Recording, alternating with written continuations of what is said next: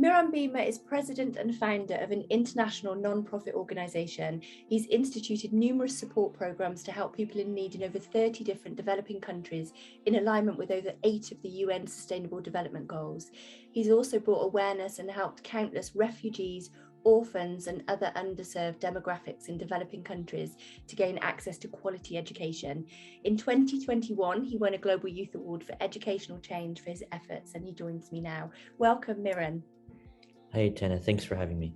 It's so great to see you. Miran, you're president and founder of non-profit organisation Strive to Thrive. What inspired you to create the platform at such an early age? Yeah, great question. I feel it really has to do with my experiences, witnessing sort of inequalities not only within the states where I live, but also abroad.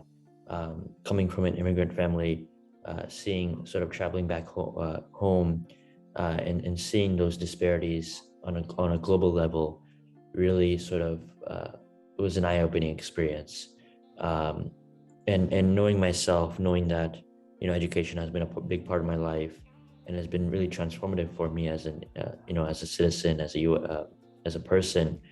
I wanted to be able to help others grow in that same way. Yeah, knowledge really is power. So it's a really important point. And on that note, you've raised thousands of dollars helping build infrastructure in underserved communities. Tell us more about that. Yeah.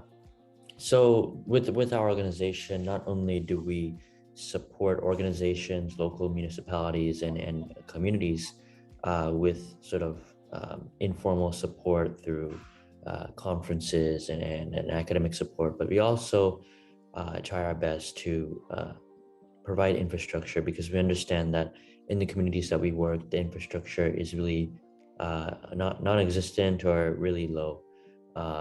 And so even providing something as small as a book shipment or a few tablets really does go a long way in supporting the youth in the community have access to a greater and more quality education. Yeah, that's a really another good point in terms of having access is as important, because if you can't access the tools, then you can't learn and grow. Exactly. So that's really important. In addition to that, you've built several alternatives to academic programs within the nonprofit arena. What are these programs tackling, and why do you think they're so important? Yeah, so a lot of times, in our organization, we focus on STEM academics, like you've already pointed out. But what we realized early on is sort of something called a ripple effect. And we've really tried to sort of act on this. A lot of times we raise a sort of awareness about civic engagement or volunteerism. And so sometimes we just held our conference in Togo a few months ago on civic engagement, where we're trying to empower youth to understand the power of volunteerism and how they can make a difference in their own community. So building that sort of independence within the community, helping them understand sort of what the benefits of giving back are. Incredible. And as you say, the STEM subjects are super important, but I think teaching people how to become part of a community is actually something that's almost lost in the education system. And so for people to understand that they can give back and they can become part of a wider community, I think gives people health, love, satisfaction, and all of the things that they need to become greater human beings, essentially. You, in addition to that, you've talked about growing up in the US as a person of color, and experiencing and observing many acts of social injustice.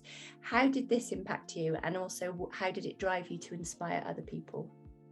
Yeah, so, US has its own sort of set of problems, especially with, as you mentioned, people of color in that community.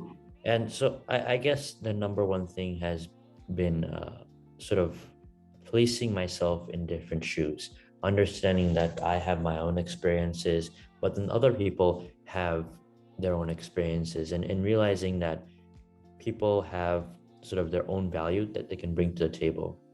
And sort of something that I've done with my own organization is made sure that when I'm sort of working with others, I'm bringing a diverse group of people together.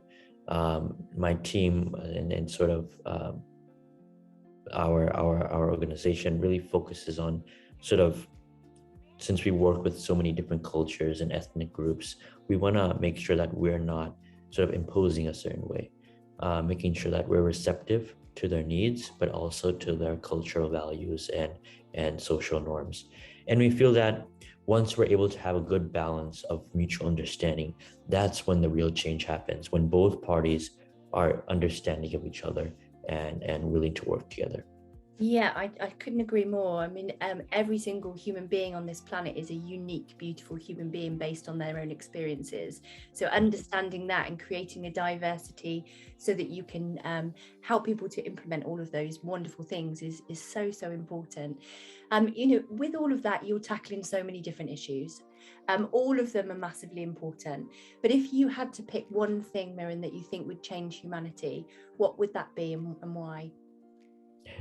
Great question.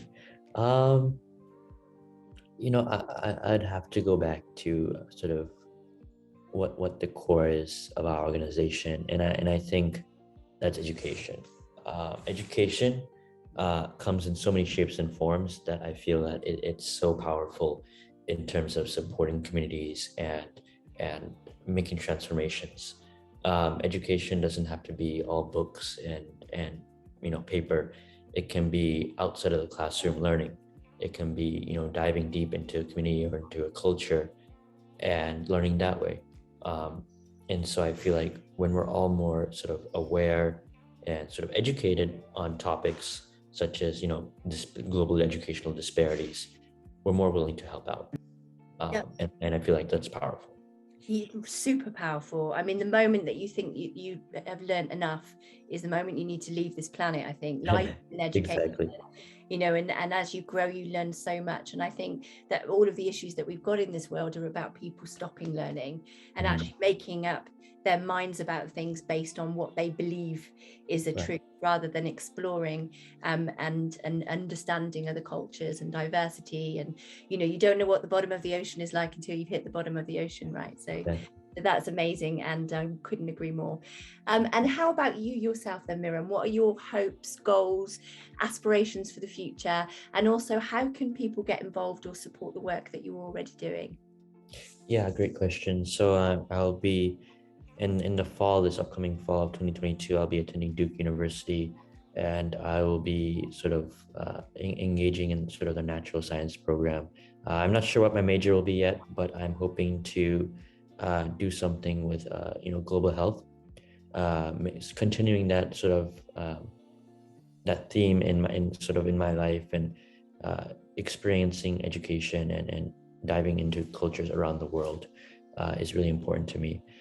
Past that, I'm interested in pursuing a career as a doctor, but then also continuing my work in the nonprofit sector. People who want to get involved actually can do so in many ways. We have field volunteers that are outside the US that are working in various countries on the ground. But then, we also have opportunities for people wanting to, stay more in their homes or in the community as remote volunteers, online volunteers.